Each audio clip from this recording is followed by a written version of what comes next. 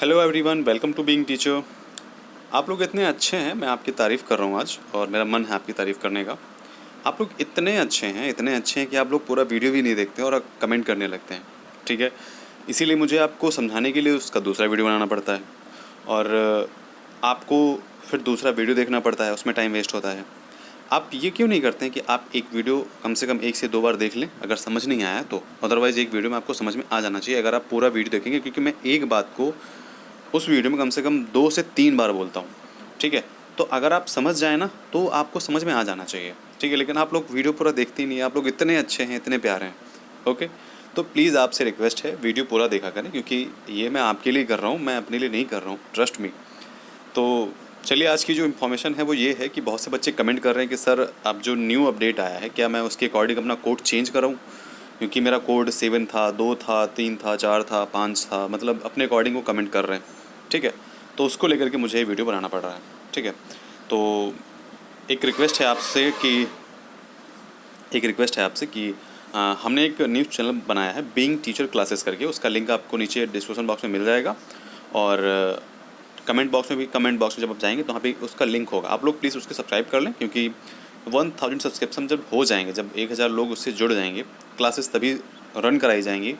तो अगर आप लोग क्लासेस चाहते हैं, क्वालिटी क्लासेस मिलेंगी और क्लासेस आपको ऐसी मिलेंगी जो आपको जो है पेडागोजी का सेक्शन है, ठीक है, वो आपको मैं ये कह रहा हूँ कि आपको सबसे बेस्ट पढ़ाया जाएगा, ठीक है। क्योंकि पेडागोजी सेक्शन जो है KBS DSSB, मतलब जो कह सकते हैं सेंट्रल लेवल की जॉब होती है ना, सेंट्रल लेवल की जॉब, उनके लिए बहुत ही ज़्यादा हेल्पफुल रहता है। तो आपको फ्री ऑफ कॉस्ट नोट्स और वीडियो, ठीक है, जो पेड वीडियो होते हैं, ठीक है, जो पैसे देकर के आप लोग खरीदते हैं, वो वीडियो भी प्रोवाइड कराए जाएंगे।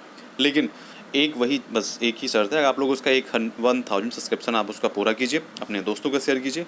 1000 सब्सक्राइबर चाहिए और उसके बाद ही जो है इस पर क्लासेज अपलोड होंगी, ठीक है। और PDF भी प्रोवाइड कराई जाएंगी। PDF के लिए मैं एक अलग ग्रुप बनाऊंगा, जो कि इस बार एग्जाम दे रहे हैं CTET UPTET का, और टेस्ट सीरीज भी आपको उपलब्ध कराई जाएंगी, ठीक है। तो ये सारा का सारा जो प्रोसीजर है वो आपको बीइंग टीचर क्लासेस में मिलेगा। उसका लिंक आपको ऊपर आई बटन में और नीचे डिस्क्रिप्शन बॉक्स में और सबसे नीचे जाकर के कमेंट बॉक्स में भी मिल जाएगा, ओके। तो फटाफट जाके सब्सक्राइब कर लीजिए। अब हम आते हैं अपने इस वीडियो पे। तो वीडियो में आप बहुत से बच्चों ने देखिए कमेंट किया है, ठीक है। जैसे कि एक कमेंट आया है एक स्टूडेंट का कि सर मेरा फॉर्म कंप्लीट हो चुका है और आज ये PG की एलिजिबिलिटी को भी शामिल किया गया है। मैंने PG किया है 65%, तो क्या अब फिर से मुझे क्वालिफिकेशन कोड चेंज करना पड़ेगा करेक्शन करके? मेरा BEd अपीयरिंग है, तो पेपर 1 में कोड 5 और पेपर 2 में कोड 7 लगाया है, ठीक है। यहाँ पे इन्होंने ये दिया हुआ है। तो देखिए, सबसे पहले आपने अगर BEd किया हुआ है तो मैंने आपको कोड पहले बताए थे कि आपको कोड क्या फिल करना है, आपको वही कोड फिल करना है, कोई करेक्शन नहीं करना है, ठीक है। कोई करेक्शन नहीं करना, मैं जैसा करूँ आप वैसा ही कीजिए, बिल्कुल करेक्ट है, वेरीफाइड है, यही सही है। आपको कोई भी करेक्शन नहीं करना है, क्योंकि पहली बात तो आपको सीटेट कोई करेक्शन करने के लिए आपको दे ही नहीं रहा कि आप करेक्ट करिए जा करके, ठीक है। और ये जो नई चीज़ें ऐड हुई हैं ना, PG विथ 55%, मैंने भी जस्ट उसका वीडियो बनाया है। PG विथ 55% जो चीज़ें ऐड हुई ये सिर्फ PG करने वालों के लिए है। ये मतलब जो लोग PG किए हैं वो BEd नहीं करते हैं, ठीक है। जैसे कि आपने क्या किया, BSc किया, फिर आपने MSc कर लिया, ठीक है, उसके बाद आप PhD कर रहे हैं, आपने मतलब BEd नहीं किया है, ना BTC किया, ना DLED किया, कुछ नहीं किया। तो ये जो सिर्फ PG किए हुए हैं ये उनके लिए है सिर्फ, ठीक है। ये उनके लिए नहीं है जिन्होंने PG किया है और BEd किया है, तो उनके अगर BEd में 50% नहीं है तो ग्रेजुएशन में 50% है, तो मतलब हम फॉर्म फिल कर सकते हैं। ये पेपर सेकंड में है, ठीक है, ये पेपर सेकंड में है कि अगर आपका ग्रेजुएशन में 50% नहीं है, पोस्ट ग्रेजुएशन में 50% है, तो अब आप कोड 2 डाल दीजिए, ठीक है। मतलब जो नए बच्चे फॉर्म फिल करेंगे, जो पुराने बच्चे हैं उन्होंने कोड 7 डाला है तो वो कोड सही है, उसके लिए आप परेशान मत हो, क्योंकि वहाँ पे कोई भी परसेंटेज का कोई भी मेंशन नहीं है कि आपका 50% होना चाहिए या 60% होना चाहिए या 55 से कम होना चाहिए, 30% होना चाहिए, 33% होना चाहिए, ऐसा कुछ भी मेंशन नहीं है। तो अगर आपने पेपर 2 के लिए, BEd वालों ने पेपर 2 के लिए कोड 7 फिल किया है तो बिल्कुल परेशान मत होइए। और जो DLED वालों ने, जो DLED बच्चे हैं, अगर उन लोगों ने भी पेपर में अपने जो कोड फिल किए हैं, अगर वो चीज़ें हैं, तो उसको परेशान होने की ज़रूरत नहीं है। ये उन बच्चों के लिए है जिन्होंने सिर्फ PG किया है, सिर्फ PG।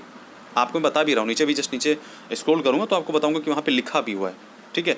उन्होंने सिर्फ PG किया है, PG में 55% मार्क्स हैं, सिर्फ उनके लिए जो है एलिजिबिलिटी ऐड की गई है, ठीक है। और जैसे कि लिखा नहीं है मिनिमम मार्क्स इन PG 55%, और यहाँ पे लिखा है और करके, और इंटीग्रेटेड कोर्स, ठीक है। इंटीग्रेटेड जो है BEd MAd अगर आपने कोर्स किया है 3 साल का, ठीक है। तो या तो आपने सिर्फ पीजी की हो या फिर आपने सिर्फ बीएड किया हो, मतलब यहाँ पे दोनों को मिक्सअप करके नहीं कर सकते हैं कि पीजी विथ 55% एंड नहीं है यहाँ पे, और नहीं है यहाँ पे सिर्फ और है, मतलब या फिर अगर आप पीजी किए हैं या फिर आप इंटीग्रेटेड बीएड या एमएड किए हैं तो अपना आप जो है फॉर्म फिल कर सकते हैं। ठीक है, यहाँ पे दोनों को मिक्स नहीं किया गया, एंड नहीं है यहाँ पे कि दोनों का साथ होना चाहिए, यहाँ पे और मैं दिखा रहा हूँ, नीचे अभी दिखाऊंगा।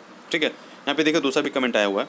दूसरा कमेंट इन्होंने ऐसा किया है कि मैंने पीजी 50% टू किया बट बीएड अपीयरिंग में मैंने फॉर्म फिल कर दिया है।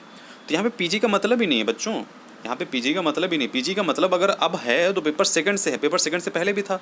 ठीक है, पीजी का आपका जो है प्राइमरी लेवल से 1 to 5 से कोई भी संबंध नहीं है, 1 to 5 से कोई भी संबंध उसका नहीं है। रिलेशन अब संबंध अब हुआ है क्योंकि अब उसमें 7th जो 6th जो कोड है उसमें ये दिया हुआ है कि आपका पीजी 55% अगर है तो अपना आप फॉर्म फिल कर सकते हैं। अब ये आया क्यों है?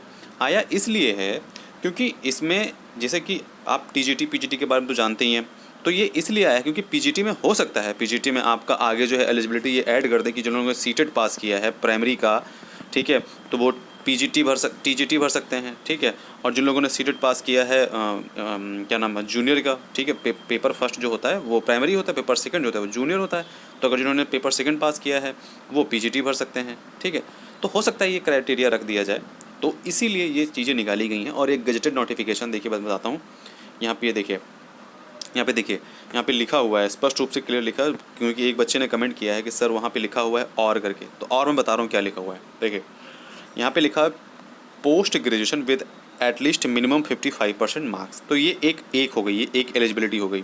ठीक है, ये एक अलग एलिजिबिलिटी हो गई। अब और लिखा है तो यहाँ से ये एक दूसरी एलिजिबिलिटी हो गई। ठीक है, ये मिक्स मत करिए, आप लोग बहुत लोग मिक्स कर दे रहे हैं। ठीक है, यहाँ पे मिक्स नहीं करना है, यहाँ पे ये दूसरी एलिजिबिलिटी है कि अगर आपने पीजी आपका 55% है तो आप अपना प्राइमरी के लिए भी एलिजिबल हैं और जूनियर के लिए भी एलिजिबल है, पेपर फर्स्ट पेपर सेकंड दोनों के लिए एलिजिबल हैं। और अगर हम बात करें कि अगर आपने सिर्फ इंटीग्रेटेड बीएड एमएड किया है, ठीक है, तब भी अपना फॉर्म फिल कर सकते हैं, अगर आपने पीजी नहीं किया है तो। ठीक है, अगर आपका यहाँ पे इसमें कोई परसेंटेज तो दिया नहीं है, अगर आपका बस बीएड एमएड है, कोई भी परसेंट हो, 33% हो, 40% हो, अपना फॉर्म फिल कर पाएंगे। समझ गए? आई होप आप समझ गए होंगे। अगर समझ गए तो ये समझ लिख दिए, कमेंट करिए कि हाँ हम समझ में आ गए।